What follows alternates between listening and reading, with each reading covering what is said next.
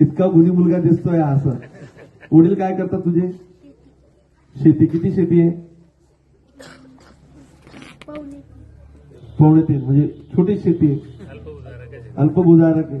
तू आता 5वीला आहे, आता यावर्षी 6वीला जाशील.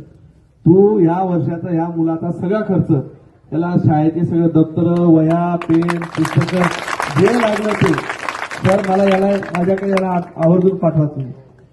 म्हणजे तू माझा नंबर घेऊन घे, तुझ्या वडिलांच्या फोनवरून फोन कर, मला लक्षात राहणार नाही.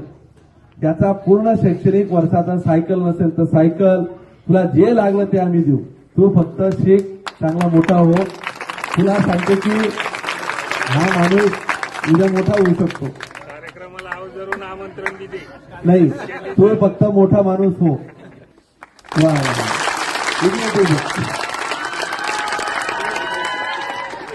कितीला आहे तू?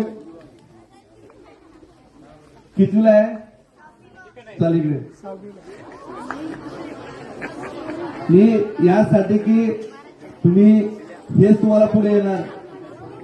मामा तुम्हाला खोटं सांगत नाही. तात्या माझ्या 10वीच्या पर्यंतच्या सगळ्या कविता म्हणजे शेतकऱ्यांची गोष्ट आहे म्हणून तुम्हाला सांगतो की आम्हाला एक कविता होती. तुला पण पेन देतोय. आणि सर हिचा पण खर्च, तुझ्या वडील पण शेतकरीच आहे ना? काय करता? पापड विकतात.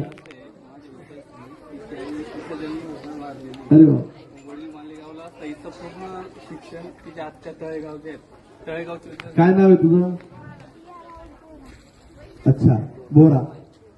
म्हणजे बाप हा गिरणीत कामगाराला असतो, ती पोरगी शाळेत जाते आणि बापाला डबा घेऊन जाताना ती म्हणते की ऊन वरती आहे आणि मी बापाला आज डबा घेऊन जायला लागली.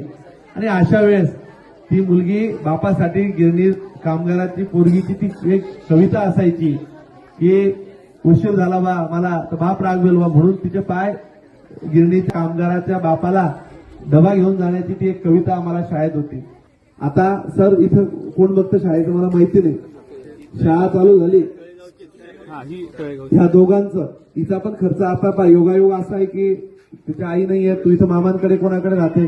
तुझा सगळा खर्च आता मी करणार आहे, पुढच्या वर्षाचा करू आणि तुला पुढेही आणण्याचा मदत करू. भाऊ तू पण डरणे का नाही? बरोबर आहे.